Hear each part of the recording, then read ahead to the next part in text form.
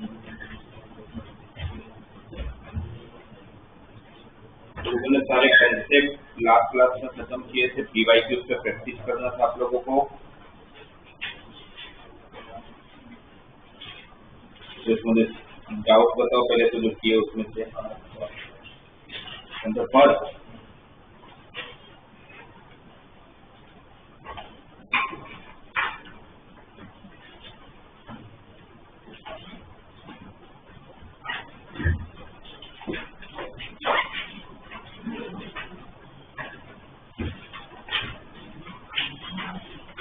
क्या दिया फर्स्ट में, क्या ढूंढना है बताओ। लोकस। तो आप लोकस पढ़ते ही आपके दिमाग क्या देखते हो सबसे पहले क्वेश्चन में? लोकस जब आपको पता चल जाए क्वेश्चन में लोकस ढूंढना था, सबसे पहले क्या ढूंढते हो उस क्वेश्चन के अंदर? क्या ढूंढते हो?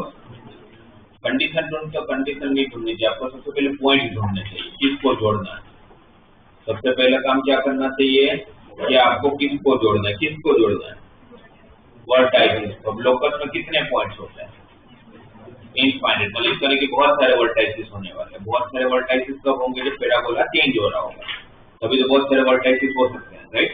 तो आप लोग को दिया हुआ है कि जिसका आप लोगों को लोकस ढूंढना है, जिसका आप लोगों को लोकस ढूंढना है, वो बोला हुआ है कि locus of the vertices of the family of parabola. यानी कि एक दो पैराबोला की बात नहीं हो रही, कितने पैराबोला होंगे? बहुत सारे, राइट। और ये जो पैराबोला आपको दिया हुआ है, कैसा पैराबोला है? आपके तीन पॉसिबिलिटी होती है ना, स्टैंडर्ड, शिफ्टेड। स्टैंडर्ड तो होगा ही नहीं, क्योंकि स्टैंडर्ड होता तो फिर वर्टेक्स थोड़ी बदलता।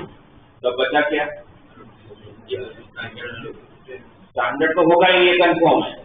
तो फिर वर्टेक्स कैसे बदलेगा? या तो क्या होगा, शिफ्टेड होगा, या तो कौन सा ये? अच्छा मुझे बताओ, अभी तक आप लोग वहां पर भी नहीं पहुंचेगा, आप देखो और तुरंत इमीडिएटली बता दो कि कौन सा पैराबोला है। आप मुझे बताओ कैसा पता चलता है स्टैंडर्ड है कि शिफ्टेड है कि रोटेशनल है? इक्वेशन देखिए, कैसे पता चलता है? मुझे आपको ये दुनिया की इक्वेशन मैं आपको देख के बता दूंगा कि स्टैंडर्ड की शिफ्टेड है कि रोटेशनल है, तो मुझे कैसे पता चलता है? मैं जब इतना देखता हूँ स्टैंडर्ड होता है तो उसके अंदर वाई स्क्वायर जो चार फॉर्म है आपके पास, वही चार में से होने वाला है। उस चारों फॉर्म में आप देखोगे तो अगर y का क्वाड्रेटिक है तो सिर्फ वाई स्क्वायर ही होता है, ना तो y होता है ना तो कांस्टेंट होता है। x का क्वाड्रेटिक होगा तो ना तो उसमें x होगा ना तो कांस्टेंट होगा, तो मुझे पता चलता है स्टैंडर्ड है। रोटेशनल होगा तो उसमें xy का टर्म जरूर होगा, क्योंकि रोटेशनल बनता कब है? रोटेशनल कब बनता है? जब ना तो आपका एक्सिस x को पैरेलल हो ना तो y को पैरेलल हो। इसका मतलब कि आपके और sp को pm लगाने वाले हम लोग, और sp को pm लगाओगे तो उसके अंदर आप लोग का x और y दोनों टर्म होने की वजह से मॉड या रूट को हटाओगे तो स्क्वायरिंग करोगे तो उसके अंदर xy का टर्म हो गया। अगर मेरे को दिखता है कि इसमें xy का टर्म नहीं है तो रोटेशनल नहीं हो सकता है। ये कौन सा होगा? और आप ये दिमाग में लेके चलो कि आपको रोटेशनल नहीं पूछने वाले, जे डबल इवेंट में तो नहीं पूछेंगे, बहुत कम चांसेस है, क्योंकि उतने लेवल पे आप लोग को ले जाने तो आपको बहुत सारा काम करवाना पड़ेगा उनको। इसलिए मोस्टली आप लोग को 90% चांस है, इनफैक्ट 95% चांस है कि आपको शिफ्टेड ही होगा।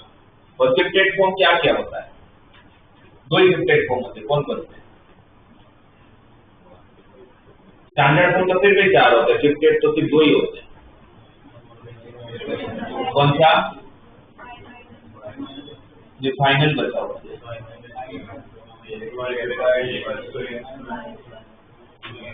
y equal to ax square plus bx plus c and x is equal to y square plus by plus c। Shifted तो दो ही होते हैं। अगर मेरे x का क्वाड्रेटिक बना है तो फिर वो शिफ्टेड ही होगा, या y का क्वाड्रेटिक बना है तो शिफ्टेड ही होगा। x का क्वाड्रेटिक बना है आपका, ये कौन सा फॉर्म है? शिफ्टेड। फिर इन शिफ्टेड फॉर्म को हम क्या किस में कन्वर्ट कर लेते हैं, करना पड़ता है शिफ्टेड के स्टैंडर्ड फॉर्म में, और उसके लिए आपको परफेक्ट स्क्वायर बनाना पड़ेगा। परफेक्ट स्क्वायर बनाने के लिए क्या करते थे? पहले y और कांस्टेंट का एक तरफ लेते थे, x स्क्वायर के साथ कोएफिशिएंट नहीं रखना होता था, a³/3 कॉमन लोगे, क्या बचेगा यहाँ पर? x square plus s square x/2 into 3/3। a³/3 common लिया तो यहाँ पर 3/3 से मल्टीप्लाई होगा ना, राइट। तो क्या बचा यहाँ पर? क्या बचा? x² प्लस 3/2x ये फिर x कट हो जाएगा। अब ये किसका काम करेगा, किसके साथ इक्वेट करते हैं, 2hx के साथ। तो 2hx के साथ अगर आप जब आप इक्वेट करोगे तो क्या बनेगा, x पर x कैंसिल, h कितना आएगा 3/4 है। हमें h चाहिए, h स्क्वायर चाहिए, इसका स्क्वायर 9/3। तो हमने कितना ऐड किया, दो भी ऐड करोगे दोनों साइड ऐड करना पड़ेगा। तो आपने क्या ऐड किया 9/16 स्क्वायर नहीं ऐड किया आपने, 9/16 स्क्वायर के साथ ये भी तो मल्टीप्लाई आएगा। तो 9/16 स्क्वायर आपने ऐड नहीं किया है, आपने क्या ऐड किया है, आप ये भी तो इसके साथ मल्टीप्लाई होने वाला है जब ब्रैकेट ओपन करोगे। तो क्या ऐड किया 3 3 जा 9, 3/16 है ना, 3/स्क्वायर तो क्या हो जाएगा a हो जाएगा और 3 3 जा 9 हो जाएगा। तो कितना ऐड किया आपने 3a/16, राइट। ये किसका स्क्वायर बना, x + 3/4a का, यहाँ पर एलसीएम कितना 16, तो क्या होगा 32a + 3a तो 35a/16। अभी भी शिफ्टेड फॉर्म है, शिफ्टेड फॉर्म कैसा होता है, x - h का स्क्वायर = 4a × y - k, और इसको सिर्फ शिफ्ट करोगे तो x + 3/4a का whole square = 3/a³ × y + 35a/16। आ गया शिफ्टेड फॉर्म, कहाँ शिफ्ट हुआ है, कहाँ शिफ्ट हुआ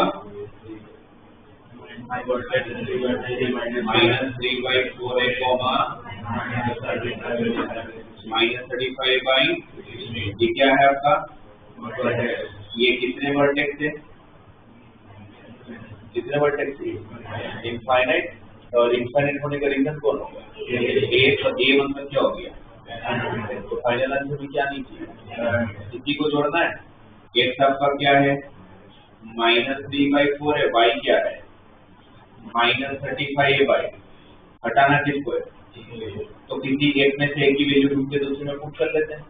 या आप ये भी चेक सोच सकते हो कि आप देखो तो यहाँ पर a डिनोमिनेटर में है, यहाँ पर a, तो दोनों को मल्टीप्लाई करूंगा तो ये और कट जाएगी, तो दोनों को मल्टीप्लाई कर लेता हूँ, तो माइनस प्लस यहाँ पर 3/4 है और यहाँ पर 35a/16, तो a और a कट, तो xy = 105/64, वो सारे वर्टेक्स को ज्वाइन करोगे तो ये रेक्टेंगुलर हाइपरबोला मिलेगा। चलो ठीक, एक बार मिलेगा xy = 105/64।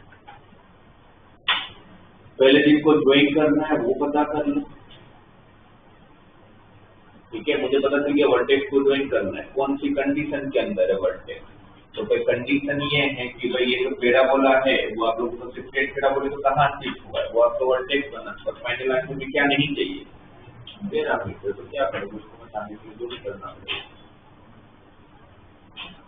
तो जाए पहले क्वेश्चन देख के इमीडिएटली पहले ये पता चल जाए कि फॉर्म कौन सा है। नेक्स्ट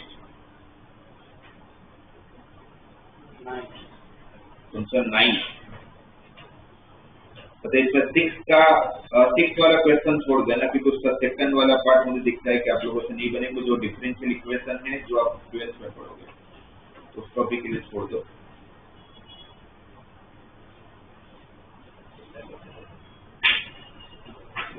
अच्छा, एक दो चीजें और, वैसे तो ये सब डिफरेंशिएशन की एप्लीकेशन, एक डिफरेंशिएशन की एप्लीकेशन हम लोगों ने बीच में मतलब यूज किया है, कौन सा, एक तो किसी का भी मैक्सिमम वैल्यू या मिनिमम वैल्यू कहाँ मिलता है, जहाँ पर आपका डिफरेंशिएशन 0 बनता है, मतलब जहाँ पर आपका dy/dx, और जिस पॉइंट पर आपका dy/dx 0 बनता है उस पॉइंट पे आप लोगों को मैक्सिमम पॉइंट या तो मिनिमम पॉइंट मिलता है। ऐसा क्यों होता है वो तो अभी नहीं डिस्कस करते, तो लोग आपस कैलकुलस की बातें हो गई, और ऐसे डिफरेंशिएशन के बहुत सारे एप्लीकेशन होते हैं, बहुत सारे, मतलब जो सोच सकते हो ना सबको डिफरेंशिएशन में फाइंड कर सकते हो। किसी भी फंक्शन का रेट ऑफ चेंज है, किस चेंज से रेट, मतलब किस रेट से चेंज हो रहा है, किसी की मैक्सिमम मिनिमम वैल्यू, वो कब रेस्ट पोजीशन पे आएगा, कब वो वेलोसिटी लेगा, मतलब सब कुछ कर सकते हैं डिफरेंशियल से। तो उसका एक एप्लीकेशन और होता है ज्योमेट्रिकल एप्लीकेशन, जब आप किसी फंक्शन का डिफरेंशिएट करते हो, जैसे कि ये आप लोगों का एक फंक्शन है y² equal to suppose 4x, ठीक है। यहाँ पर एक पॉइंट है 4,4 नाम का, मैं इस 4,4 से टेंजेंट ड्रॉ कर रहा हूँ, मुझे टेंजेंट का इक्वेशन चाहिए, तो क्या बोलोगे आप? ये टेंजेंट का इक्वेशन और 4,4 से पास हो रहा है, क्या लिखूंगा? 4y 2 इंटू कौन सा फॉर्म यूज किया? Point form. y² की जगह पर क्या रखा? y1। x की जगह पर क्या रखा? x plus x1/2। सही है। तो आपका सबको अगर साथ में लूंगा तो 2x minus 4y plus 8 equal to 0। आपका स्लोप कितना है? 1/2। स्लोप कितना है? 1/2 है ना, माइनस a/b, तो स्लोप कितना गया आपका? 1/2। अब इसका डिफरेंशिएशन करो, छोटा मोटा डिफरेंशिएट करना आता है ना आप लोग को, तो y² का डिफरेंशिएट कितना? तो y² का 2y, x² का कितना? जब डिफरेंशिएशन मैकेनिक्स खत्म होने को आप लोग का फिजिक्स में, तो डिफरेंशिएशन में गड़बड़ है। x² का डिफरेंशिएट कितना होता है? x² का 2x और y² का 2y, z² का 2z, t² का 2t। नहीं, डिपेंड ये करता है कि मैं किसके रिस्पेक्ट में डिफरेंशिएट कर रहा हूँ। डिफरेंशिएशन क्या करता है समझो, जब कुछ पढ़ते हो तो आप लोग सिर्फ वो एक्सटेंशन की फॉर्मूला रख लिया अपने एक्सटेंशन, उसका कोई मतलब नहीं है। आप ये समझो कि डिफरेंशिएशन करता क्या है, डिफरेंशिएशन क्या करता है। डिफरेंशिएशन का मेन काम ये होता है कि आपको छोटे छोटे चेंजेस बताता है। अब एक जगह से दूसरी जगह पर जाते हो या एक चीज में चेंज करते हो, तो उसमें जैसे कि मैं आपको एग्जांपल देता हूँ, y equal 2x plus 3 function, ठीक है, सिंपल से लीनियर फंक्शन लेते हैं। y वेरिएबल है, किस पे डिपेंड करता है? x पे। x चेंज होगा तो y भी चेंज होगा, ठीक है। मैंने सपोज x को 1 रखा था, तो y कितना? x को 1 रखा तो y कितना? 5। x को अगर मैंने 2 रखा तो y कितना? 7। आपने x में चेंज किया इसीलिए y में चेंज होगा, वरना y में चेंज होता कभी भी? ऐसा कभी पॉसिबिलिटी में x में चेंज ही नहीं कर, फिर में y में चेंज हुए पड़ा नहीं होगा ना, क्योंकि कुछ आप इनपुट में चेंज करोगे तभी तो आउटपुट में चेंज होगा। बट क्या ये जरूरी है कि इनपुट में मैं जितना चेंज करूंगा आउटपुट में भी उतना ही चेंज होगा? क्या नेसेसरी है कि मैं इनपुट में अगर 1 यूनिट का चेंज करता हूं तो मेरे आउटपुट में भी 1 यूनिट का चेंज होगा? ऐसा तो होता नहीं है। इसमें x में कितना चेंज हुआ? 1 यूनिट का, तो y में कितना चेंज हुआ? ये जो x का चेंज होता है ना उसको बोलते हैं dx और डेल्टा ऑफ x और डेल ऑफ x, जो आप डिफरेंशियल में यूज करते हो ना, वो कुछ नहीं होता, वो क्या है? चेंज है। तो एक वेरिएबल का चेंज, जैसे इसमें dx कितना हुआ आपका? 1 यूनिट का हुआ, यस। इसमें dx कितना आपका? 1 यूनिट। और उसके सामने dy कितना है? y में कितना चेंज हुआ? ये dy, delta y, del of y, वो चेंज लिखने के अलग अलग मेथड है, उसमें आप कुछ भी यूज कर सकते हो। तो y में कितना चेंज हुआ? 2 यूनिट का। तो x में जब आपने 1 यूनिट का चेंज किया तो y में कितना चेंज हो रहा है?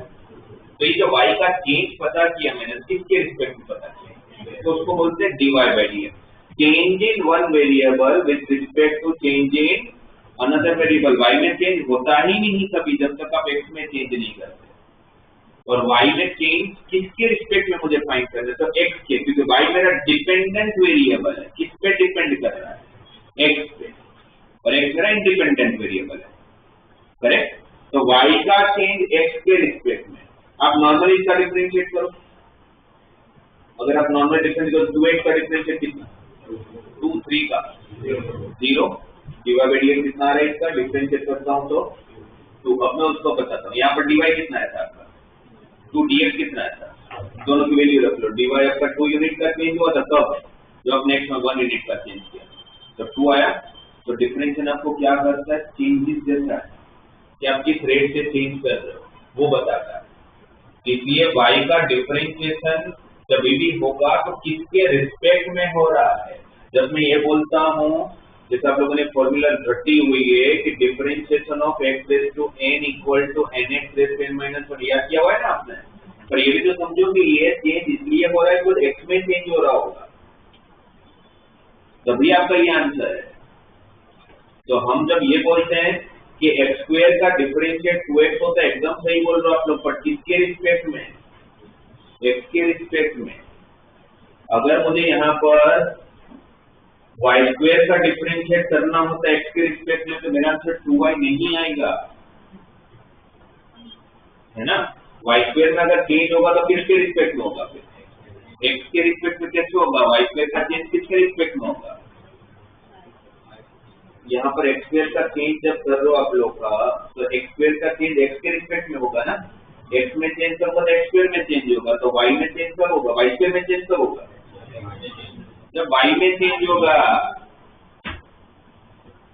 भाई y स्क्वायर अगर तो फिर x स्क्वायर का चेंज, अच्छा मुझे ये x रेज का differential n x raise n minus 1 होता है, ये पता है आप लोगों को, ठीक है। तो आपको ये समझ आया जो मैंने इतना छोटा सा एक्सप्लेन किया, क्योंकि वापस कैलकुलस पढ़ाने जाऊंगा तो बहुत सारा टाइम निकल जाएगा। इतना समझो कि भाई आप लोग जो चेंज करते हो कौन से रिस्पेक्ट में करते हो वो मैटर करता है।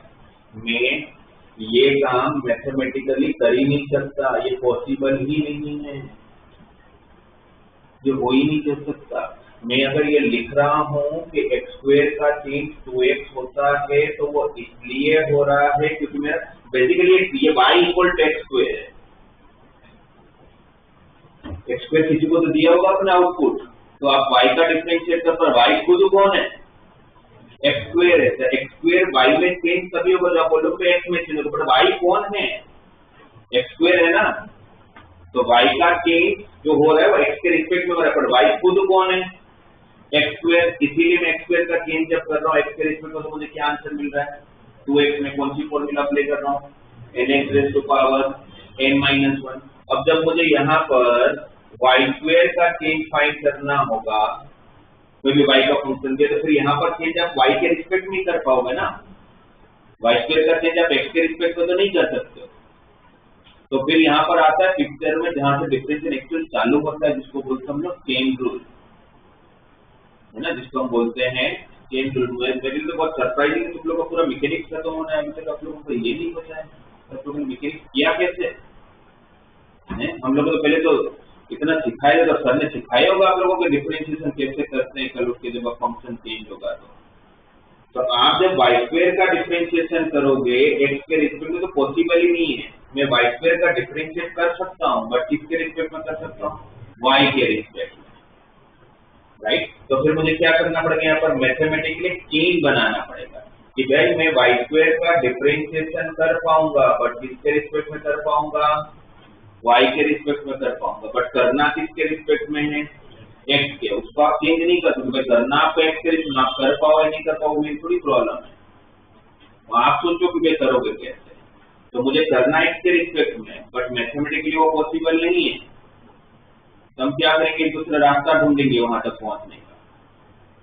तो फिर हमने क्या किया? भाई इसका डिफरेंशिएशन हो सकता है, बट किसके रिस्पेक्ट में? y के रिस्पेक्ट में। तो मैंने मैथमेटिकली क्या किया? dy से डिवाइड किया, तो मैं सामने dy से मल्टीप्लाई भी करूंगा, तभी तो dy कट होके वापस ओरिजिनल टर्म आएगा, और ओरिजिनली था क्या मेरे पास? ठीक है। तो मैथमेटिकली मैं सही कर रहा हूँ, dy कट हो जाएगा और dy dx बचेगा। अब मैं y स्क्वायर का डिफरेंशिएशन जब y के रिस्पेक्ट में करूंगा तो क्या बोल पाऊंगा?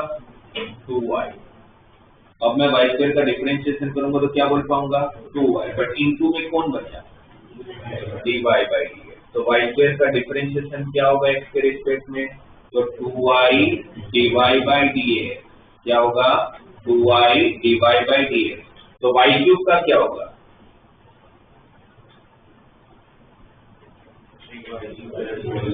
क्या होगा?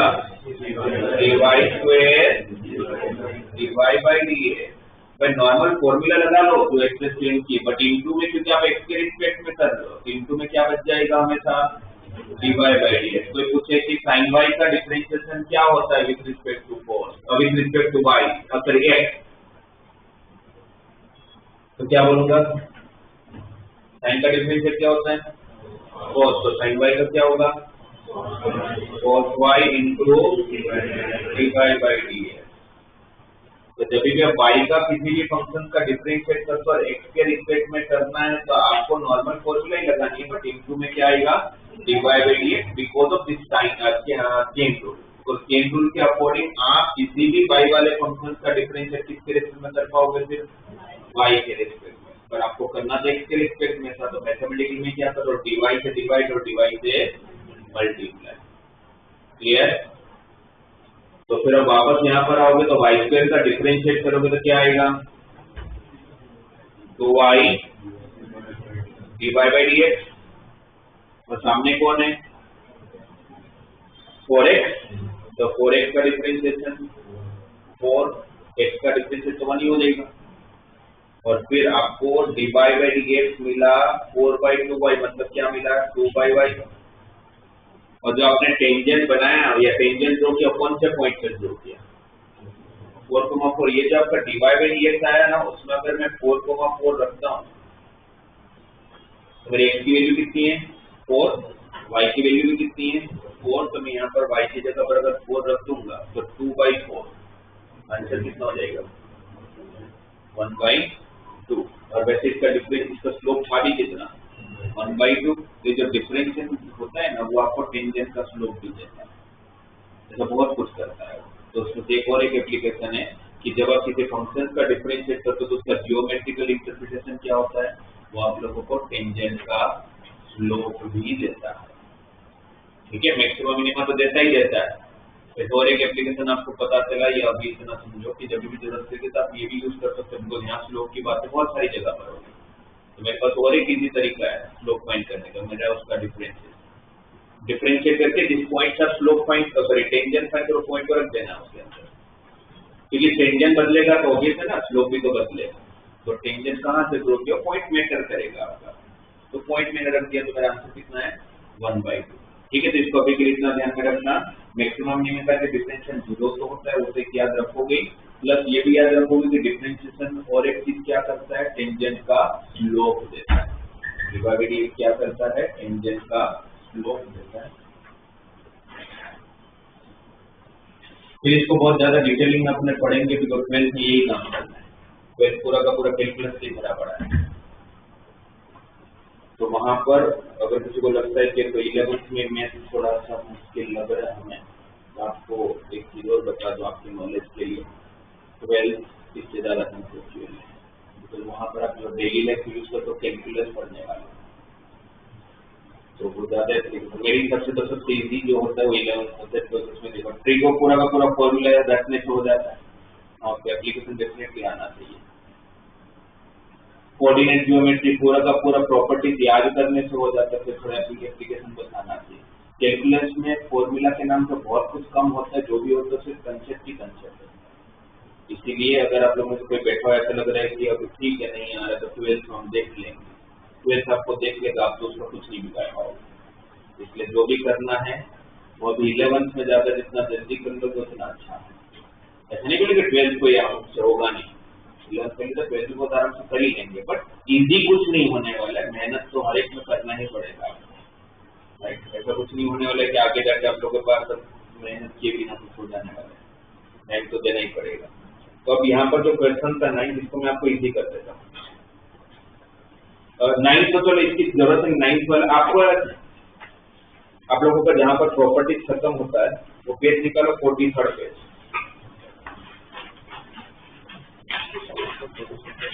निकाला तो 43rd पेज में मैंने आप लोगों के लिए टेबल बना के दिया है, दिख रहा है आप लोगों को टेंजेंट के टेबल बना के दिया आप लोगों को, एक उसका पैरामेट्रिक फॉर्म का भी और उसका स्लोप फॉर्म का भी, क्योंकि 90% चांस है कि कौन सा फॉर्म पूछेंगे राइट साइडेड पैराबोला पूछेंगे, बट हो सकता है ना कभी अपवर्ड और डाउनवर्ड भी आ जाए, तो उस केस में आप लोगों को उसकी कंडीशन याद होनी चाहिए। जैसे राइट साइडेड पैराबोला का तो क्या होता है y = mx + a/m, जैसे अपवर्ड लेफ्ट और डाउनवर्ड उनका भी याद होना चाहिए, जैसे नीचे दिया हुआ आप देखोगे तो जैसे लेफ्ट का तो सिंपल है y = mx + a/m, अगर राइट का है तो लेफ्ट का क्या होगा y = mx - a/m, but upward downward से ऐसा नहीं होने वाला है।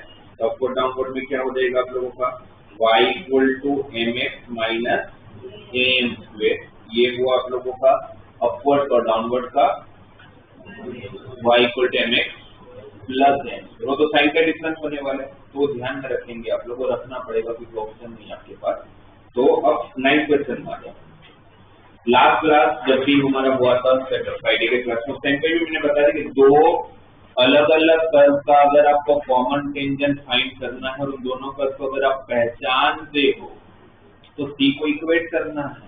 तो मैं दोनों को पहचानता हूं, इसमें दिया हुआ y square equal to 4x, तो पूछा ना the slope of the line touching both the parabola, तो कॉमन टेंजेंट की बात करना है।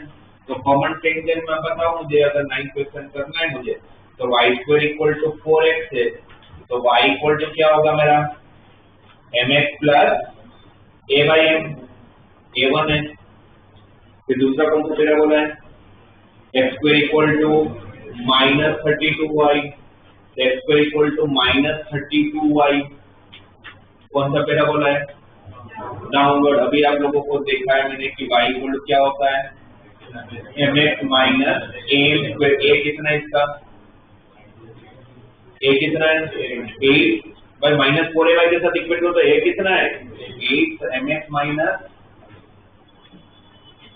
8m square, correct, right. फिर क्या करना है, दोनों के c को इक्वेट करने के लिए दोनों को सेम पैराबोला बनना, सॉरी सेम टेंजेंट बनना है, तो दोनों के c को इक्वेट करूंगा तो 1/m इक्वल टू, अच्छा सॉरी ये डाउनवर्ड है ना, डाउनवर्ड है तो प्लस 8m स्क्वायर, तो y equal to 1/m plus 8m square, cross multiply करता हूं तो 1/8 इक्वल टू m क्यूब, तो m इक्वल टू 1/2, m की जगह पर 1/2 डाल दो तो क्या हो जाएगा y equal to x/2 plus 2, ये मेरा आंसर है, y equal to x/2 plus 2। तो पूछा क्या था उन्होंने, सिर्फ स्लोप ही तो पूछा था, तो स्लोप 1/2 है। तो कहीं पर अगर आप लोग कर्व को जानते हो तो आपको c को इक्वेट करना है, और मैंने ये भी बताया था कि एक को जानते हो और दूसरे को नहीं जानते हो फिर भी आपको कर्व टेंजेंट की इक्वेशन फाइंड करना, तो क्या कंसेप्ट बताया था, क्या बताया था, मैं दोनों को नहीं जानता, एक को ही जानता हूं, तो क्या करते थे, इक्विवेलेंट इक्वल टू किसी एक का स्लोप फॉर्म को दूसरे में पुट कर लेने पर जो क्वाड्रेटिक बनेगा उसका d को इक्वल टू 0 कर लेना, तो m निकल जाएगा, ठीक है। और एक चीज तो ये बताई है आप लोगों को, आगे तो आएंगे थोड़े बहुत क्वेश्चंस में, कि जहां पर आप लोगों को टेंजेंट का स्लोप फाइंड करने के लिए और एक मेथड है आपके पास स्लोप ऑफ टेंजेंट वाला, वो भी आप ध्यान रखिए। जैसे मैं बताता हूं इसमें क्वेश्चन दिखता है मुझे 13 क्वेश्चन, एक बार अप्लाई करके बताता हूं।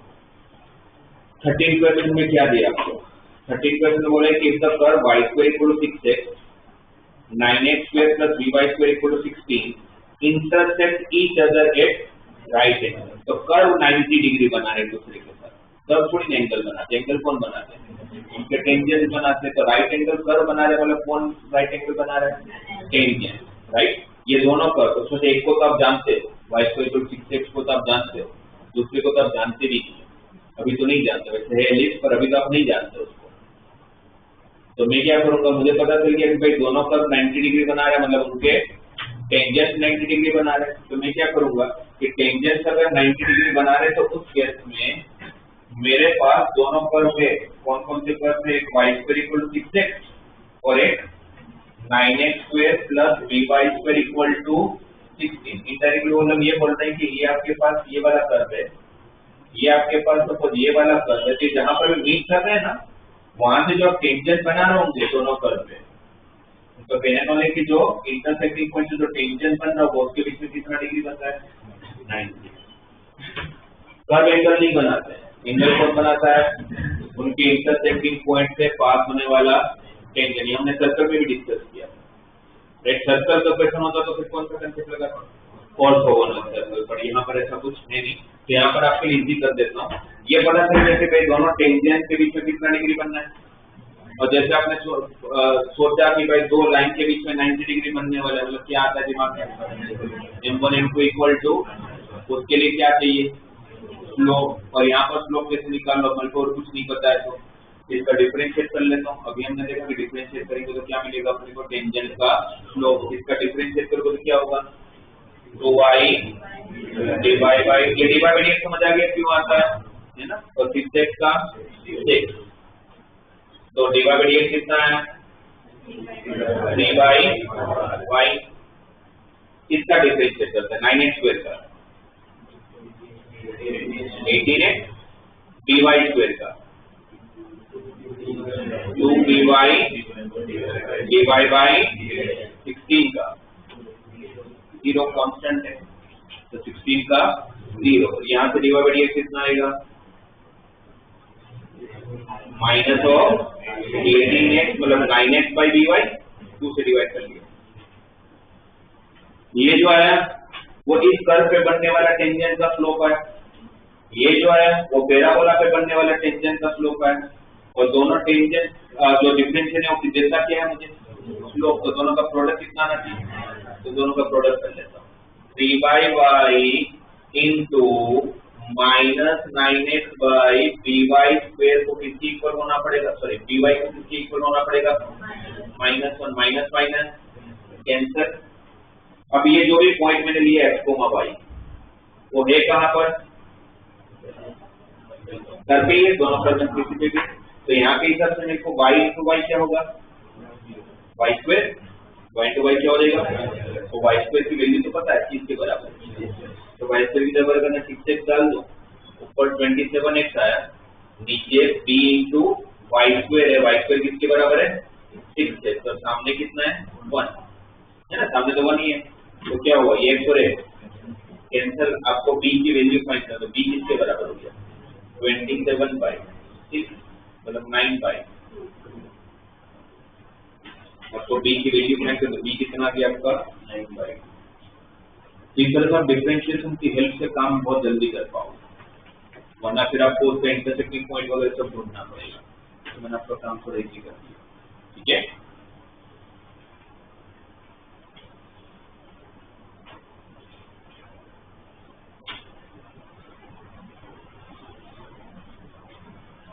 तो पहले तो मुझे जो लगता है कि आप लोगों को सीखना चाहिए उन सब क्वेश्चन में आपको बता रहा हूं। क्वेश्चन नंबर 11 पे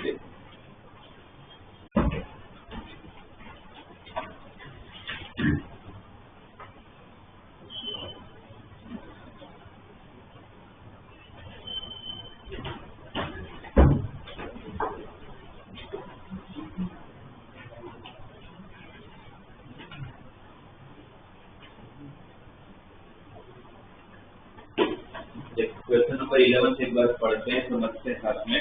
late B be the point on the parabola y square equal to 8x which is at a minimum distance from the center C of the circle then the equation of the circle passing through C and having its center at P। Okay पहले तो इसको diagram y square equal to 8x इस parabola है ना क्या बोला है कि इस पैराबोला पे पॉइंट P पता करके दो कौन सा पॉइंट है ये P कहां पर होना चाहिए minimum distance from the centre C of the circle x square plus y plus 6 का स्क्वायर इक्वल टू 1 इसका सेंटर कितना 0 माइनस 6 0 माइनस 6 ये पता है इसका रेडियस कितना 1 तो अगर ये मैं ड्रॉ करूं 0 माइनस 6 कहाँ होगा x एक्सिस पे होगा सॉरी y एक्सिस पे होगा है ना 0 माइनस 6 तो y एक्सिस पे होगा तो इस तरह की ये जो पूरा का पूरा सर्कल है वो कहाँ पर लाई कर रहा है 0 माइनस 6 सेंटर पे मैं ऐसे बोल सकता हूँ थर्ड एंड फोर्थ क्वाड्रेंट में यस यहाँ पर कहीं पर 0 माइनस 6 है तो जिसका रेडियस 1 होने की वजह से ये पॉइंट कौन सा 0 यहाँ पर पॉइंट कौन सा 0 माइनस और y square equal to 8x। अच्छा ये कंफर्म है कि ये जो पैराबोला होगा सर्कल को कहीं पर इंटरसेक्ट कर ही नहीं रहा होगा मुझे कैसे पता देखिए मैं सोचा भी नहीं और मैं कंफर्म हूँ कि कभी इंटरसेक्ट नहीं क्योंकि और राइट साइड नहीं तो राइट साइड कैसे पता कि कट कुछ भी हो जाए कभी इंटरसेक्ट नहीं करता। क्वेश्चन पढ़ो क्या पूछा है।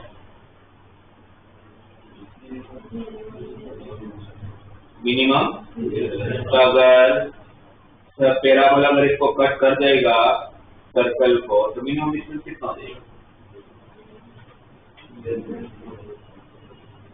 तो अगर एक पैराबोला है वो इसको कट करता होगा तो डिस्टेंस भी नहीं होगा ना दोनों के बीच में। फिर डिस्टेंस क्यों होगा जब दोनों कट ही कर रहे हैं। तो जब इसका मतलब है कि अगर मिनिमम डिस्टेंस पूछा है तो भी अगर वो पैराबोला अगर इसको कट कर रहा है तो फिर उसका मतलब ही सेंस नहीं बनता फिर क्वेश्चन का। ये पक्की बात है कि दोनों एक दूसरे को कट नहीं करते हो। तभी कहाँ से पूछा है सेंटर से। अगर ये इंटरसेक्ट करता तो बस मान लेते तो फिर क्या करता मैं दोनों का इंटरसेक्टिंग पॉइंट निकाल लेता सेंटर से लेके उसका डिस्टेंस फाइंड कर लेता। सही है राइट। जहां पर कट कर रहा है तो कट ऐसा देंगे नहीं वो आप लोग वो अगर आप लोगों को किसी कर्व का अगर दूसरे कर्व से अगर डिस्टेंस पूछा है तो कंफर्मेटली इंटरसेक्ट नहीं कर रहा हूँ। वैसे सोल्व करने में कोई फर्क नहीं पड़ता उसका पर वो रफ डायग्राम जब बना रहे हैं तो अपने को थोड़ा हिंट लग जाए। ठीक है। अब आप लोगों को इस पैराबोला में कितने पॉइंट है इनफाइनाइट। आपको उस इनफाइनाइट में से एक ऐसा पॉइंट चाहिए जिसका इस पॉइंट से डिस्टेंस सबसे कम। तो मुझे इस पैराबोला का कौन सा पॉइंट लेना चाहिए।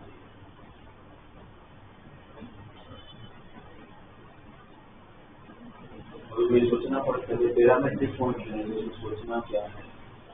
अगर पैराबोला कोई भी घर पे पॉइंट लेने तो कौन सा पॉइंट लोगे। थोड़ी सी चीजें तो आप लोग तो सोचते हो आप थोड़ी चीजें फिक्स ही ऐसे ही करना होता है।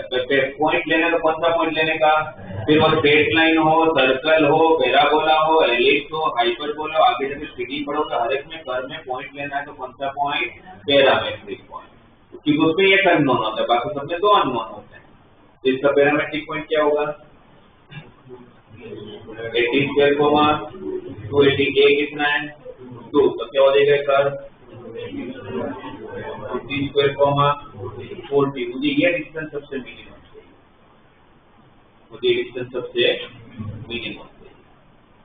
ठीक है ना। क्वेश्चन ही है अगर ये पॉइंट मिल जाएगा तो फिर ढूंढना के तलाश में देते equation of the circle passing through C and having its center at P। तो फिर ठीक है फिर ये जो पॉइंट मिलेगा जो आप लोगों को ये पॉइंट P है ना। अब नया जो सर्कल होगा उसके लिए जो C पॉइंट है वहां से पास हो रहा है और ये जो होगा उसका सेंटर हो जाएगा। ठीक है ना। फिर जो नया सर्कल जो ढूंढना है वो कहां से पास हो रहा है C से पास हो रहा है तो C से कहीं से पास हो रहा है 0,-6 से और P जो पॉइंट आएगा वो क्या बनता होगा उसका सेंटर। सर्कल के लिए मुझे क्या चाहिए सेंटर एंड रेडियस। तो ये P जो मिलेगा मेरा सेंटर हो जाएगा फिर यहाँ से यहाँ तक का जो डिस्टेंस होगा रेडियस भी हो जाएगा। तो मेरा फोकस किस पे होना चाहिए P किस पे होना चाहिए पॉइंट P करेक्ट राइट। इसको मैं आपको दो तरीके से बताता हूँ। पहला डिफरेंशिएशन इसके बीच में डिस्टेंस को मिल लगाता है मिनिमम डिस्टेंस चाहिए ना। एक तो डिफरेंशियल से ये हो सकता है इसके बीच में डिस्टेंस को मिला कितना होगा रूट ऑफ मतलब स्क्वायर कर ले तो रूट नहीं है 2t स्क्वायर -0 का स्क्वायर तो 40⁴ और प्लस 40 प्लस 6 का होल स्क्वायर। और रूट मैंने इसलिए हटा दिया आपके लिए इजी कर दिया कि अब रूट होगा तो फिर डिफरेंशियल में चेन रूल वगैरह सब लगाना पड़ेगा आपको। तो मैंने उतना काम आपके लिए इजी कर दिया स्क्वायर कर लिया तो आपको रूट वगैरह का टेंशन नहीं उसको के नाम दे दिया। इसका डिफरेंशिएट करते हैं। पहले ऐसा होगा तो मैं आपके लिए ब्रैकेट भी ओपन कर लेता हूँ क्या कॉमन निकले मतलब सॉरी स्क्वायर में तो क्या आएगा 16 स्क्वायर प्लस 28t प्लस 36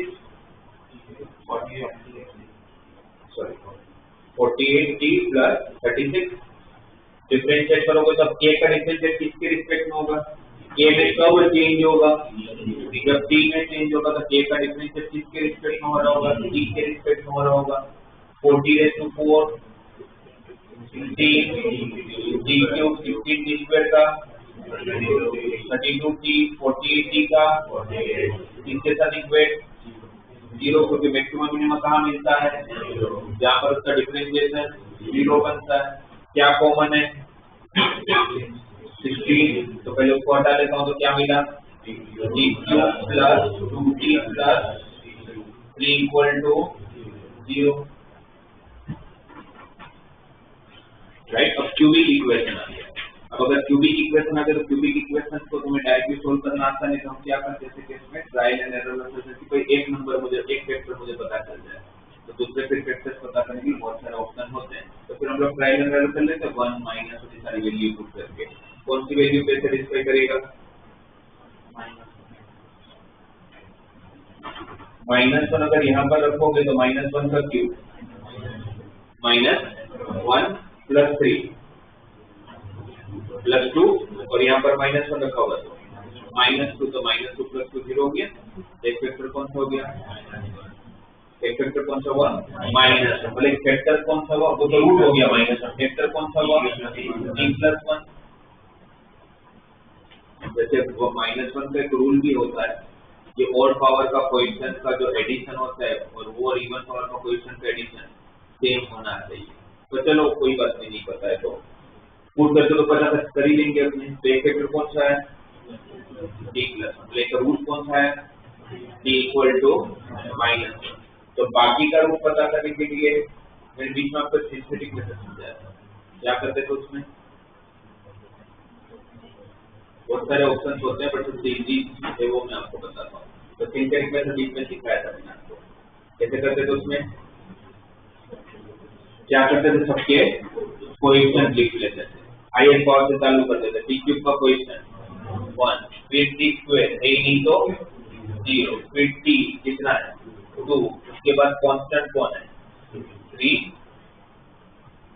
फिर जो एक फैक्टर हमें पता होना चाहिए तो पता चल चुका है। तो t + 1 0 कब होगा, जब t = -1 होगा। ठीक है, एक फैक्टर पता होना चाहिए। फिर कोई भी मेथड करने के लिए फिर आप सिंथेटिक मेथड करोगे या फैक्टराइजेशन मेथड करोगे या लॉन्ग डिवीजन मेथड करोगे, हर एक में एक फैक्टर तो पता होना ही चाहिए जिससे डिवाइड करोगे। तो सिंथेटिक मेथड सबसे सिंपल होता है, सबके कोएफिशिएंट लिख लेना है, अगर बीच में कोई नहीं है तो उसका कोएफिशिएंट 0 बनेगा। फर्स्ट नंबर जो होगा उसके नीचे हमेशा पहले 0 डाल देना, फिर ऐड करना है। तो 1 + 0 1, जो भी रिजल्ट मिलेगा ना आपको उसको इस रूट के साथ मल्टीप्लाई करते जाना। 1 × -1 वापस ऐड करूंगा -1 × -1 1, 2 + 1 3, 3 × -1 3 - 3 3, लास्ट में कंफर्म है कि 0 आएगा। अगर नहीं आया तो समझ लेना आपकी मिस्टेक है। क्यों लास्ट में 0 आएगा, तो ये तो दिख रहा है ना नीचे उसका रिमाइंडर। अगर इसका फैक्टर है तो फिर लास्ट में तो 0 आने के रिमाइंडर कैसे बचेगा। ये किसका क्वेश्चन था, उसमें एक फैक्टर तो मुझे पहले पता चल चुका था, तब ये किसका क्वेश्चन बचेगा t स्क्वायर का। t क्यूब में से एक t अगर बाहर आ चुका है तब ये किसका क्वेश्चन होगा, तो बचा क्या पूरा t स्क्वायर - t + 3 = 0। अब ये जो क्वाड्रेटिक इक्वेशन बच रहा है, जो क्वाड्रेटिक इक्वेशन आपको दिख रहा है देखो इसके रूट होंगे क्योंकि इसका डिस्क्रिमिनेंट लेस देन 0, इसमें एक ही वैल्यू बची कौन सी t =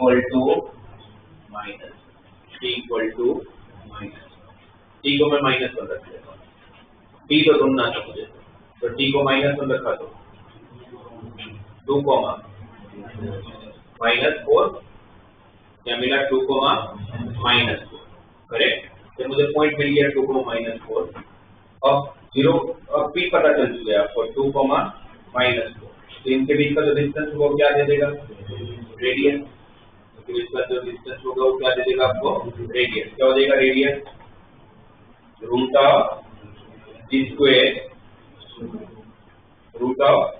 √g² माइनस -4 -6 प्लस 2 2 का स्क्वायर 4 कितना हो जाएगा ये 2√2। रेडियस मिल गया, सेंटर पता है तो सर्कल का इक्वेशन x माइनस 2 का स्क्वायर प्लस y प्लस 4 का square equal to r square. ये होगा।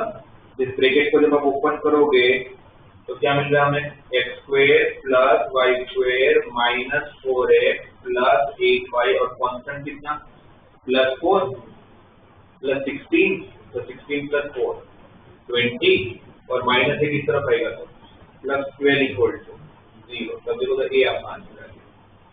तो क्या मिला इसका आंसर ए। ये हुआ आप लोगों का एक अप्रोच जहां पर मैंने डिफरेंशिएशन को यूज किया। अब अगर मैं ये मान के चलूं कि भाई बच्चों को 11th में तक तो पढ़े ही नहीं कैलकुलस, उनको कैसे पता है इनका एप्लीकेशन क्या क्या होता है। अगर उनको एप्लीकेशन पता ही नहीं है तो इस क्वेश्चन को कैसे करना है, डिफरेंशिएट नहीं करना। तो फिर मैं सोचता कि मुझे डिस्टेंस कौन सा निकालना है, मिनिमम कौन सा डिस्टेंस निकालना है, मिनिमम डिस्टेंस मतलब कौन सा distance, perpendicular distance, shortest distance से मिनिमम डिस्टेंस है, शॉर्टेस्ट डिस्टेंस से परपेंडिकुलर डिस्टेंस।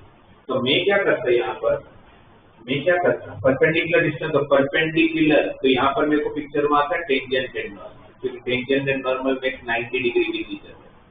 तो मैं P पॉइंट से एक टेंजेंट बनाता हूँ। मैं पूरे कंसेप्ट पे जा रहा हूँ कि भाई मुझे परपेंडिकुलर डिस्टेंस फाइंड करना है, और परपेंडिकुलर की बात आती है टेंजेंट नॉर्मल पे, तो वहां पर 90 डिग्री बनता है। ठीक है, तो 2d² 4t से मैंने टेंजेंट बनाया। तो जिस पॉइंट से मैं टेंजेंट बनाऊंगा उस पॉइंट से मैं हमेशा नॉर्मल भी बना पाऊंगा, जिस पॉइंट से मैं टेंजेंट बना पाऊंगा उस पॉइंट से मैं हमेशा नॉर्मल भी बना पाऊंगा। तो अगर मैं 2d² 4t से अगर टेंजेंट बना रहा हूं तो मैं 2d² 4t से नॉर्मल भी बना रहा हूँ, राइट। इस नॉर्मल का इक्वेशन बताओ। पैराबोला का नॉर्मल का इक्वेशन, पैरामेट्रिक को y इक्वल टू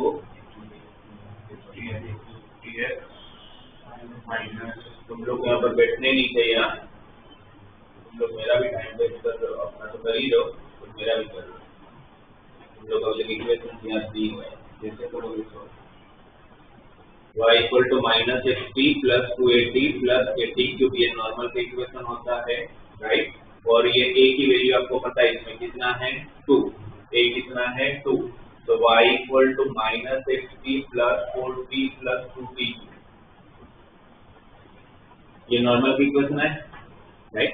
और ये नॉर्मल जो है, अच्छा जो आप लोगों का जो पर्टिकुलर डिस्टेंस फाइंड करना होगा, ये जो नॉर्मल है वो सर्कल का भी एक नॉर्मल, क्योंकि सर्कल पे भी तो आपको पर्टिकुलर डिस्टेंस फाइंड करने के लिए यहाँ पर एक टेंजेंट बनाया होगा, टेंजेंट से पैरेलल होगा। तो फिर ये जो नॉर्मल दिख रहे हैं तो दोनों का कॉमन नॉर्मल होगा। और पैराबोला के सॉरी सर्कल का हर नॉर्मल कहाँ से पास होगा, देन मुझे पता है कि ये इक्वेशन 0, -2 से पास होगा।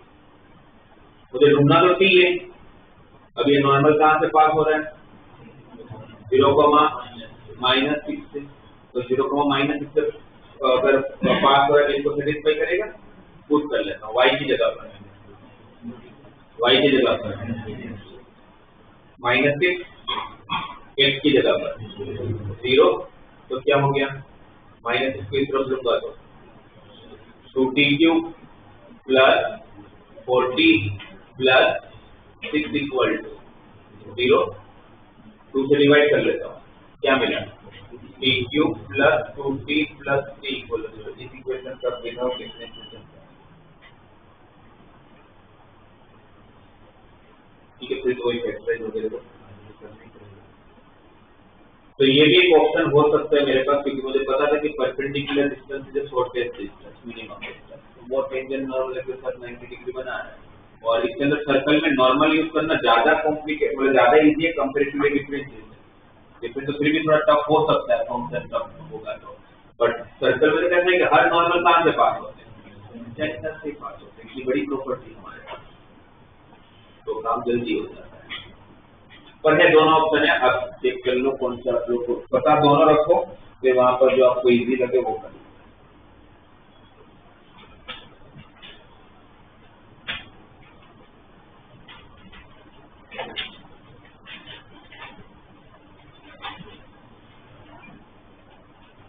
फिर उसके बाद जो आप लोगों ने किया उसमें से कोई होता है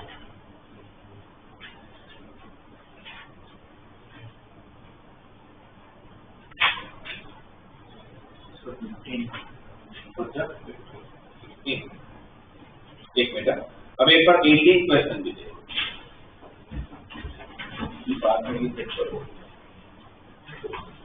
वापस उसमें भी शॉर्टेज डिस्टेंस चाहिए,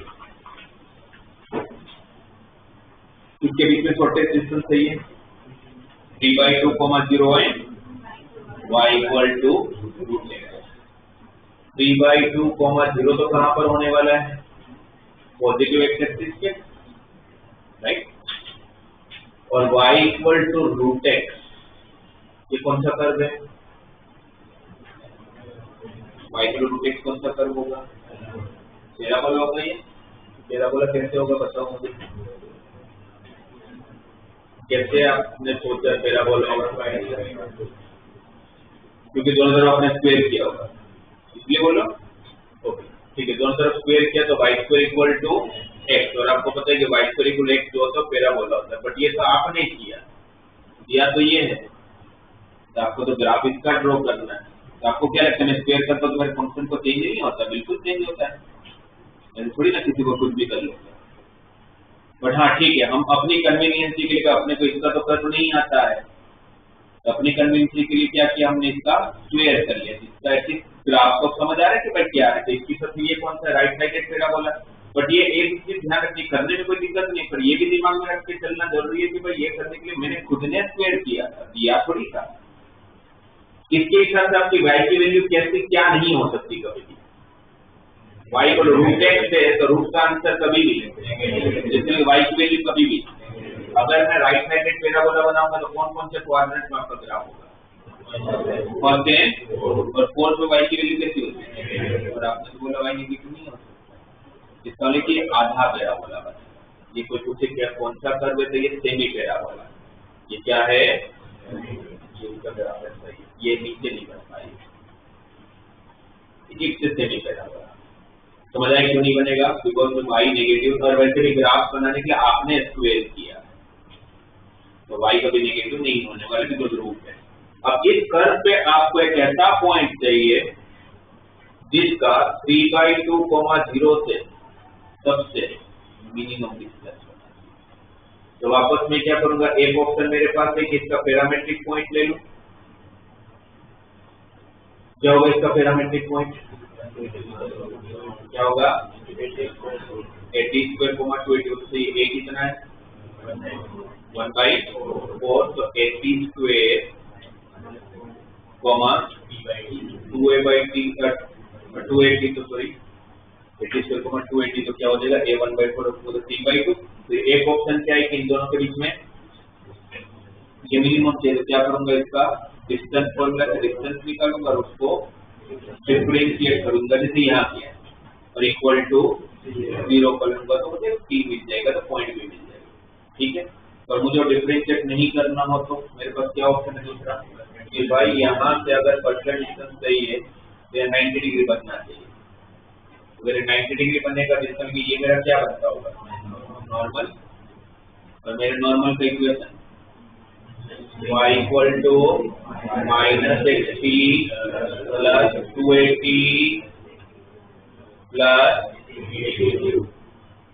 80³ है ना, y इक्वल -60 प्लस 280 प्लस 80³, ये नॉर्मल को कहां से पास होना है 3/2 सेटिस्फाई करेगा, y की जगह पर 0, x की जगह पर 3/2t प्लस यहाँ पर 3/2, 2/4 तो 3/2 ना, plus t³/4, t/2 minus 3t/2 minus t ना, 0 equal to t³/4 minus t,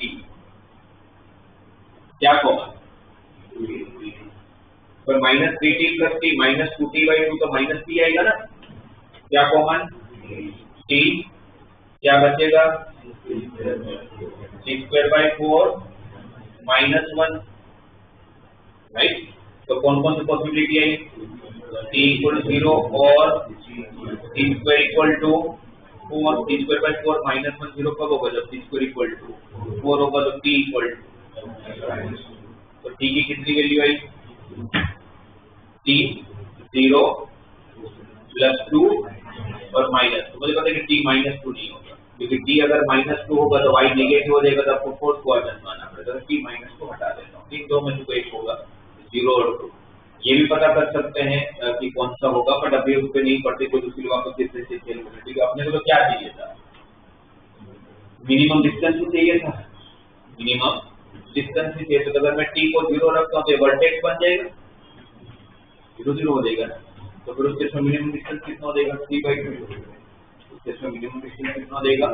3/2, right. और अगर 2 रखता हूँ तो ये पॉइंट कौन सा होगा? 1, 1, और 1, 1 से लेकर के इसका डिस्टेंस फाइंड करूंगा, तो 1 माइनस 3/2, तो माइनस 1/2, माइनस 1/2 का स्क्वायर 1/4, 1 माइनस 0 इज 1, 1 का स्क्वायर 1, 1/4 प्लस 1 5/4, 5/4 मतलब √5/2, 5/4 मतलब √5/2, इसकी वैल्यू है √5/2। जब 0 रख रहा था तो डिस्टेंस कितना आ रहा था? 3/2। कौन बड़ा? 3/2 बड़ा कि √5/2 बड़ा? आपको मिनिमम चाहिए तो छोटा कौन बड़ा? √5/2। तो आपको वही पूछा था कि मिनिमम डिस्टेंस कौन सा होगा, तो √5/2। तो नॉर्मल से आप किसी का भी शॉर्टेस्ट डिस्टेंस बता सकते हैं, ठीक है।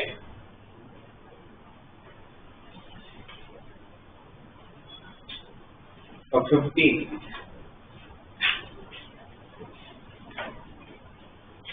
tangent and normal are drawn at p of 16, 16 on the parabola which intersect the axis of the parabola at a and b respectively.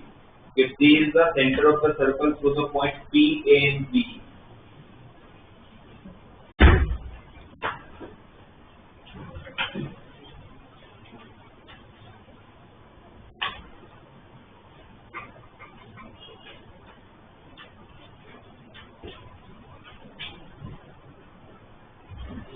देखिए 15 में क्या बोला है? Tangent and normal are drawn at p of 16, 16 on the parabola. कौन सा parabola दिया हुआ है? Right sided. कौन सा पॉइंट है उसमें दिया हुआ है? 16, 16। यहाँ पर एक पॉइंट ले लेता हूँ मैं, 16, 16। फिर क्या बोला है? Tangent and normal are drawn at p of 16, 16 on the parabola which intersect the axis of the parabola at a and b. इसी पॉइंट आपको क्या करना है? टेंजेंट बनाना है, और उसी पॉइंट से आपको नॉर्मल भी बनाना है। जो टेंजेंट बना रहा है वो एक्स एक्सिस को कहां पर कट कर रहा है? ए पॉइंट पर, और जो नॉर्मल बना रहा है वो कहां कट कर रहा है? बी पॉइंट पर। फिर क्या बोला है? intersect the axis of the parabola at a and b respectively. C is the center of the circle. C is the center of the circle through the point P, A and B. जो circle है वो कहां से पास हो रहा है? तीनों point से। कौन कौन से तीनों पॉइंट से? P से, A से और B से। तक ए और बी पता कर लेते हैं, फिर लास्ट में C की, C क्या है? सेंटर, ठीक है। तो फिर आप लोगों को C की भी का एंगल पता करना है, वो सब हो जाएगा। पहले ए और बी पता कर लेते हैं। ए पता करने के लिए क्या चाहिए होगा? ए पता करने के लिए क्या चाहिए होगा? मुझे टेंजेंट का इक्वेशन चाहिए होगा। क्या चाहिए होगा? -80² 0 तभी होता है जब आप लोग लेटर सेक्शन या फिर आप जैसे y को x/t + 18 से अगर बोल रहे हो तो, पर आपके पास पॉइंट है तो कौन सा फॉर्म यूज करना चाहिए? पॉइंट को ज्यादा इजी हो जाएगा। पर अगर आप वो भी लेते तो स्टैंडर्ड फॉर्म ये सब पैरामीट्रिक फॉर्म भी ले लोगे तो चलेगा, बट फिर उसके बाद आपको t पता करना पड़ेगा इसके साथ इक्वेट करके। उससे बेटर कि क्या करें? क्या से इक्वेशन y² = 16x, तो y² की जगह पर y/1, x की जगह पर x + 16/2, तो y/1 is equal to 16 into x plus 16/2, ये 2 8 16 हो जाएगा। और ये कौन सा पॉइंट है, मतलब कहाँ पर पॉइंट है, x एक्सिस पे, तो कौन सा कोऑर्डिनेट 0 होगा, y को मैंने 0 रखा, ये 8 सामने देगा तो कोई फर्क नहीं पड़ेगा, x की वैल्यू -16, 0। और अगर यहाँ पर पता करना है तो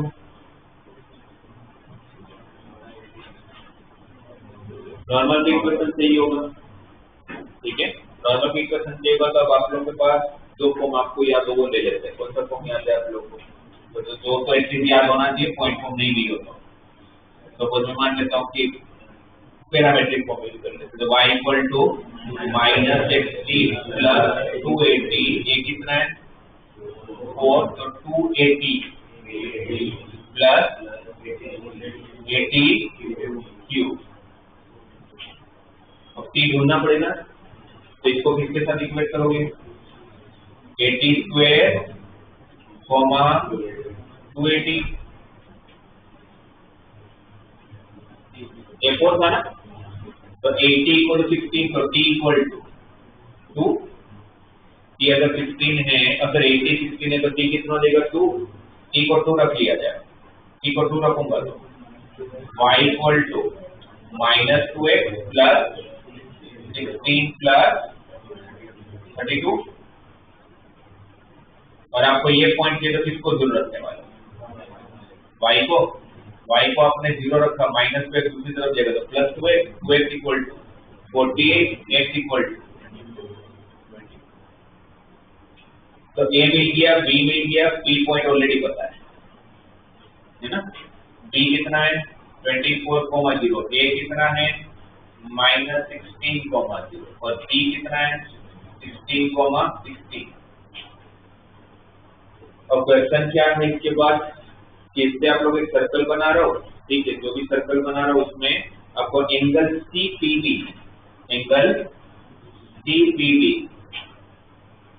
ये अगर थीटा है, एंगल CPB आपको थीटा दे, तो लास्ट में क्या फाइंड करना है आप लोग को, tan थीटा की वैल्यू पता करना है। तो क्या मैं ऐसा कर सकता हूँ कि चीज कोई नहीं उसके बिना काम हो जाए,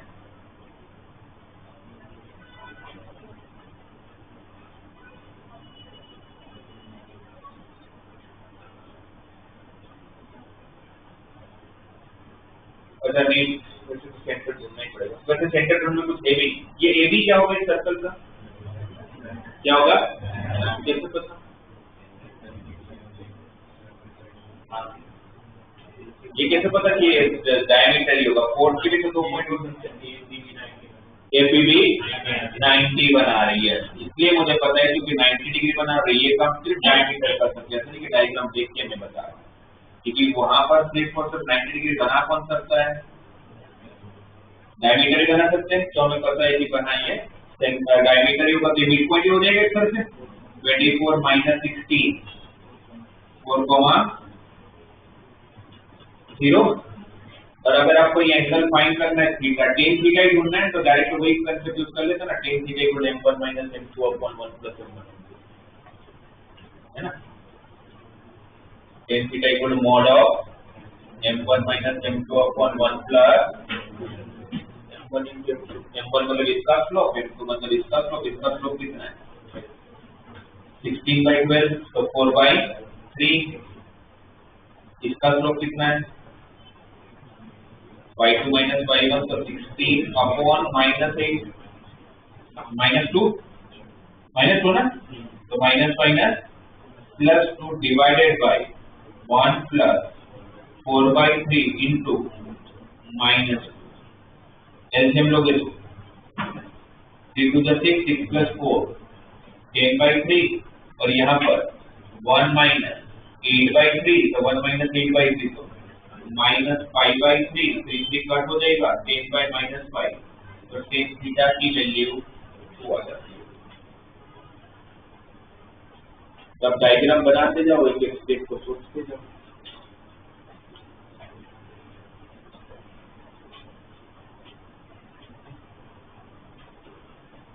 देखते जैसे 90 question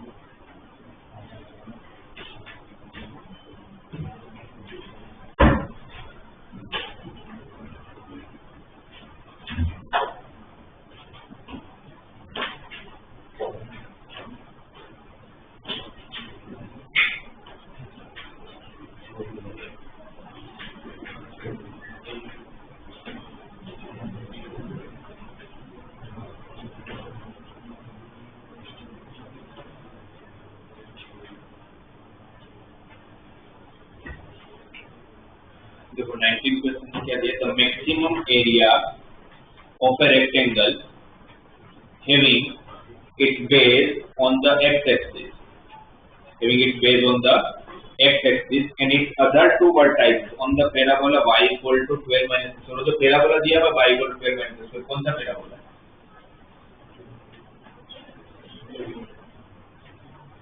y equal to 12 minus x shifted में कौन सा है?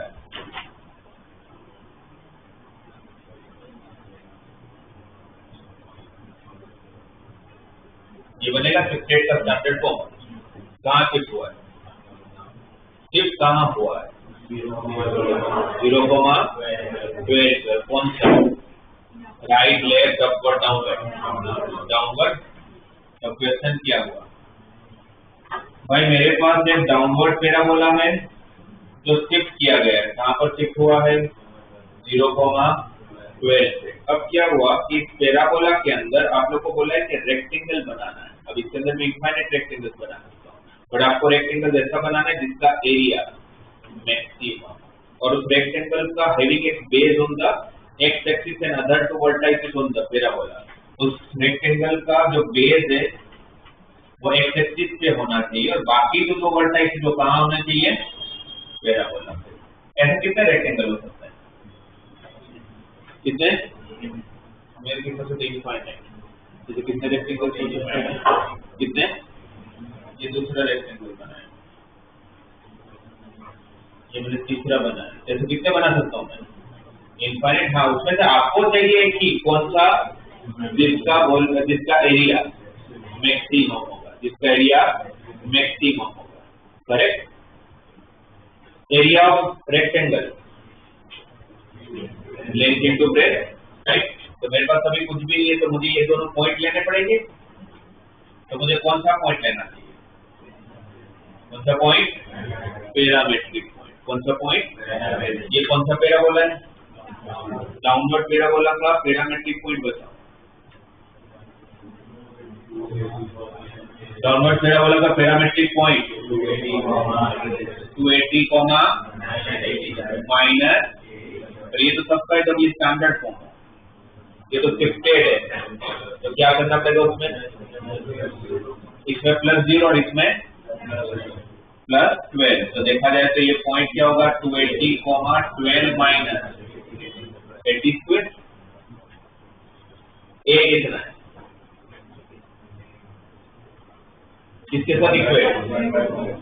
किसके साथ इक्वेट? -4a/y के साथ ना, -4a/y - k के साथ। तो a कितना?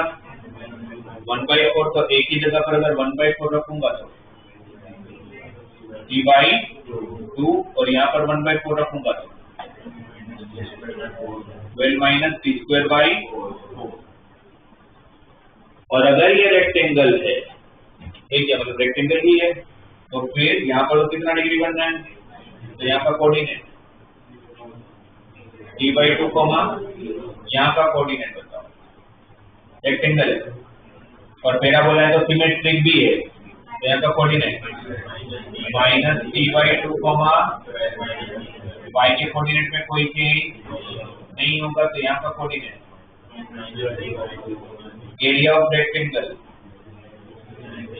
तो ये जो आप लोगों का लेंथ, ये कितना? t/2 और -t/2 के बीच का डिस्टेंस t, उसका ब्रेथ हो गया। लेंथ कितना? ये हाइट, ये किसके बराबर? 12 माइनस t²/4, ब्रैकेट ओपन करूंगा तो 20 - t³/4, और इसको मैक्सिमम बनाना है। तो फिर यहाँ पर इजी क्या है, डिफरेंशिएट कर ले, और किसके रिस्पेक्ट में, टी के रिस्पेक्ट। तो 20 का डिफरेंशिएशन टी क्यूब का किसके साथ इक्वेट करूंगा, 0। तो इसको तरफ शिफ्ट करूंगा तो टी स्क्वायर कितना, 12 4 जा 48, 48/3 तो 16, टी स्क्वायर 16 होगा। तो टी इक्वल टू प्लस और -4, टी इक्वल टू प्लस और -4, सही है। वैसे अब t इक्वल टू +4 होगा या t इक्वल टू -4 होगा, वो अगर अभी नहीं पता चले तो मैं दोनों पुट करके चेक करो। कोई एक तो मिनिमम देता होगा, मैक्सिमम चेक नहीं होती, मैक्सिमम दे, कोई जो बड़ा देगा वो आपका आंसर देगा। t को अगर मैंने 4 रखा, +4 रखा तो क्या होगा, ऐसे भी t को मैं -4 रख भी नहीं पाऊंगा क्योंकि एरिया नेगेटिव में चला जाता होगा, तो t +4 ही होगा। फिर भी चेक कर लेते, 4 यहाँ पर 4 का स्क्वायर 16/4, 4 12 - 4 8, सब लोग का एरिया, मैक्सिमम एरिया कितना होता होगा, 32 स्क्वायर यूनिट।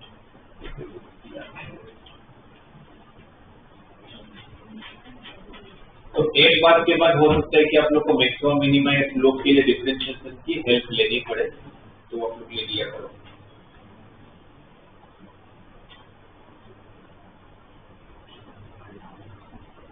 जैसे 23rd कॉमन टेंजेंट दोनों को हम जानते हैं, तो फिर किसको इक्वेट करेंगे, सी को। बट ध्यान में रखना सर्कल का सेंटर 0 0 नहीं है, तो शिफ्टेड वाला यूज करना पड़ेगा, y की जगह पर y-t और x की जगह पर, वो मत भूलना।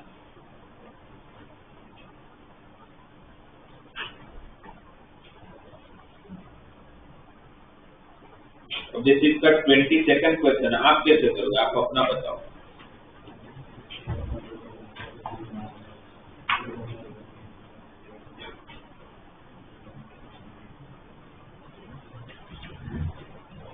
सेकंड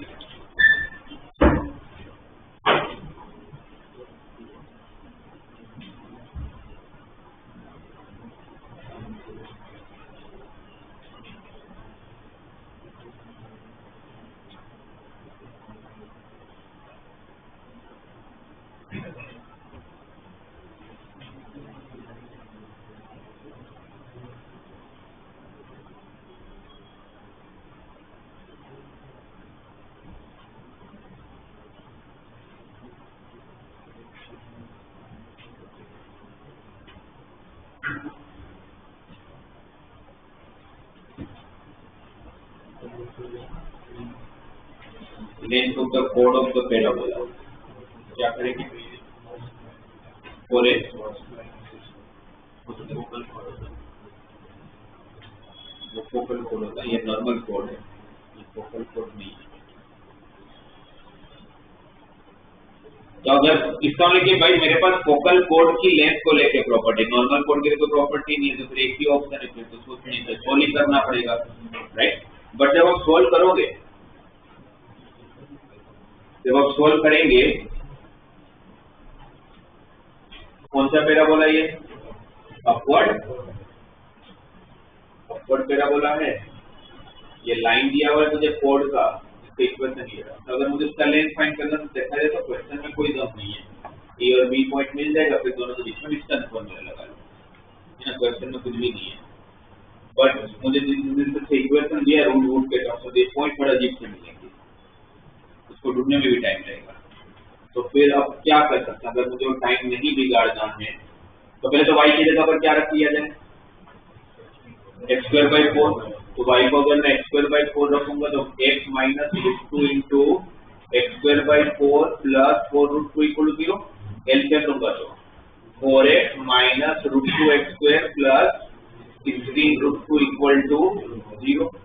x² का टर्म हम लोग को हमेशा पॉजिटिव में देखने की आदत है, बिकॉज़ फर्स्ट टाइम रहा है हमेशा, तो एक काम करते सबको तरफ शिफ्ट कर ले, वैसे फर्क नहीं पड़ता, बट ये बस अपने आप को थोड़ा अच्छा लगता है ना, कि आदत की यही है कि भाई x² का टर्म पहले रखते हैं अपने, तो पॉजिटिव हो। ओके, ये आपके पास एक x का इक्वेशन आ गया, यहाँ पर पॉइंट होगा x1, y1, क्योंकि x की दो वैल्यू मिलती होगी ना, और x की दो वैल्यू मिलेगी तो y की भी दो वैल्यू मिलेगी, ठीक है।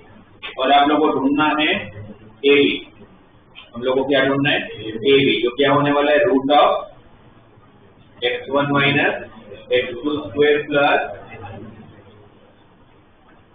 तो मुझे बताओ क्या करो, इसका क्या फैक्टराइज करो, वैसे इसके फैक्टर्स इजीली निकल जाने वाले हैं, क्योंकि रूट 2 into 16 रूट 2 कितना होता है 32, कितना होता है 32 होता है, तो यहाँ पर 4x है, 8 4 जा 32,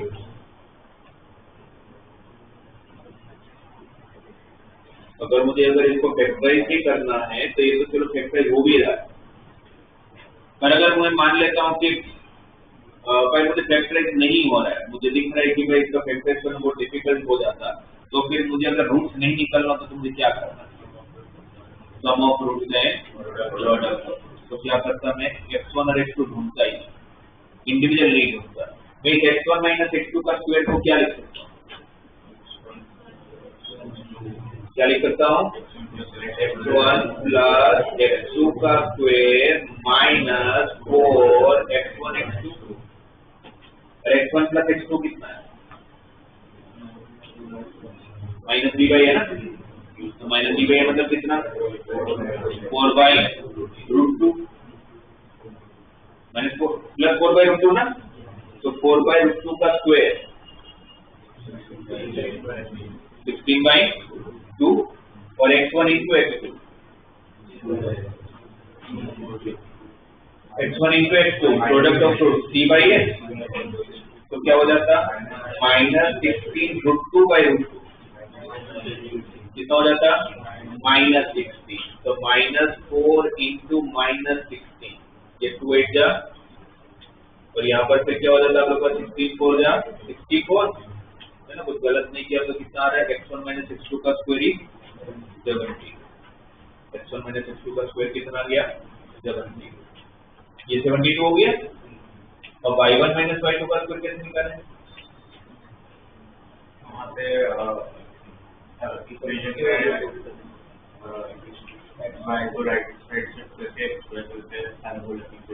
अपने को y चाहिए तो y के तरफ ले लेता हूँ, तो क्या हो गया ये x plus 4 root 2 is equal to root 2 y, और आपको क्या चाहिए y1 माइनस y2 का स्क्वायर चाहिए ना, तो क्या करो अब इसमें, क्योंकि x1 x2 नहीं है मेरे पास, इंडिविजुअल थोड़ी वैल्यू निकाली, मेरे पास तो जो भी है वो सम ऑफ रूट्स और प्रोडक्ट ऑफ रूट्स है, तो क्या कर लिया जाए,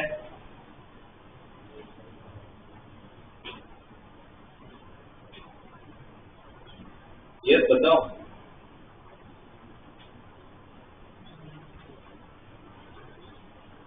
ये तो जहां से अपने वैल्यू निकाल के x1 माइनस x2 का स्क्वायर निकाला, मेरे पास x1 माइनस x2 आ गया, अब मुझे y1 माइनस y2 चाहिए, तो x1 ऐसा हो जाएगा रूट 2 y1, या y1 equal to x1 plus 4 root 2 by root 2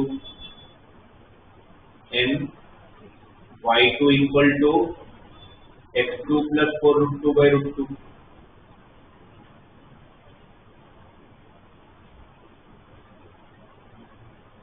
अच्छा होगा,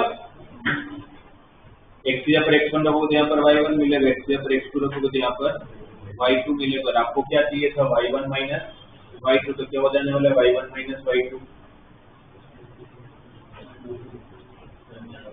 x1 plus 4 root 2 by root 2 minus x2 plus 4 root 2 by root 2, तो देखा जाए तो 4 रूट 2 बाई रूट 2 और ये 4 रूट 2 बाई रूट 2 तो कैंसिल हो जाने वाले, क्या बचे x1 minus x2 by root 2, और आपको चाहिए था y1 माइनस y2 का स्क्वायर, इसका स्क्वायर करूंगा तो यहाँ पर 2 हो जाएगा, और x1 माइनस x2 का स्क्वायर कितना है 72, तो 72 बाई 2 36, तो कितना हो गया रूट ऑफ 108, तो 6 रूट 3,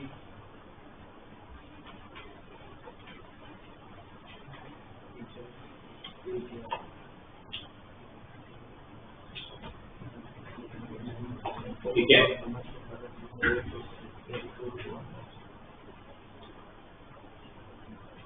टेक्निक के हो सकता है तो आपको रूट्स अगर आराम से निकल जाए तो ठीक है, अदरवाइज फिर आप सम ऑफ रूट्स और प्रोडक्ट की भी हेल्प लेके काम कर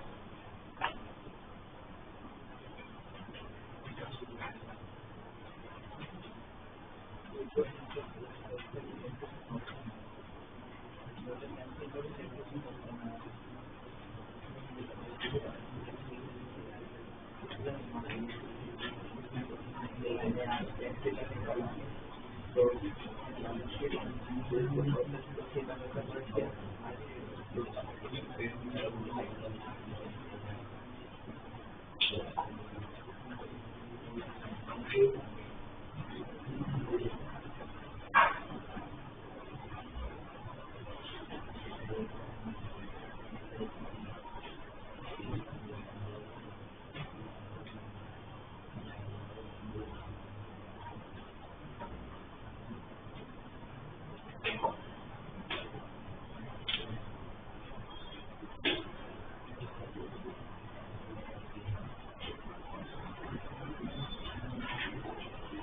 अगर ऐसे दिया है कि 3 डिस्टिंक्ट नॉर्मल 41 क्वेश्चन में, क्योंकि तब तक तो मुझे लग रहा है कि सारे हो जाए वैसे 30 41 भी हो जाए वैसे। ये डायरेक्ट प्रॉपर्टी, कौन सी प्रॉपर्टी का क्वेश्चन है? 41 3 distinct normals are drawn from the point a, 0 to the parabola y square equal to 8 in the range of a। कौन सा जो डायरेक्ट आंसर है? एस कोमा के से जब आप 3 नॉर्मल बना दो तो कौन सी कंडीशन? कोई भी पॉइंट से 3 नॉर्मल कब बनते हैं?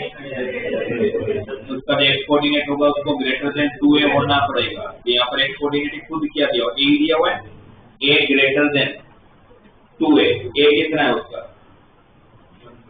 1/4। तो a को क्या होना पड़ेगा? Greater than 1/2।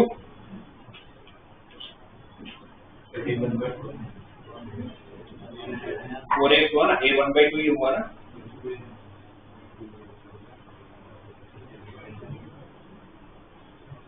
a greater than y square equal to 2x है, तो a की वैल्यू कितनी है? 1/2। और इस क्वेश्चन के साथ आपका एक्स कोऑर्डिनेट कंफ्यूज करने के लिए a खुद ले दिया है, तो a ग्रेटर देन 2a। अच्छा, a ग्रेटर देन 1 आता है, 2 तो सही है, तो b आंसर हो गया ना 1 2 इनफाइनाइट। ये डायरेक्ट प्रॉपर्टी बेस्ड क्वेश्चन हो गया। 3 नॉर्मल तभी बनेगा जब a ग्रेटर देन 2a होगा।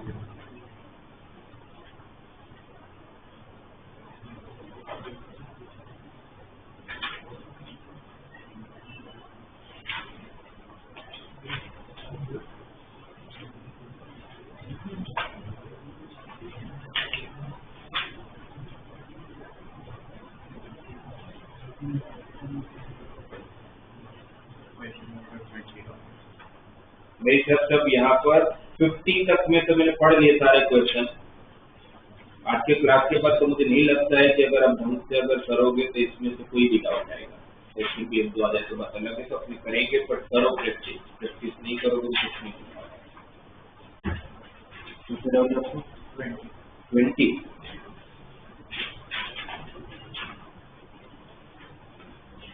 इसमें भी ट्राइंगल PX का एरिया ढूंढना है, डिफरेंशिएट पैरामीट्रिक पॉइंट यूज कर लेना x के लिए, क्योंकि x कहाँ पर दिया हुआ है?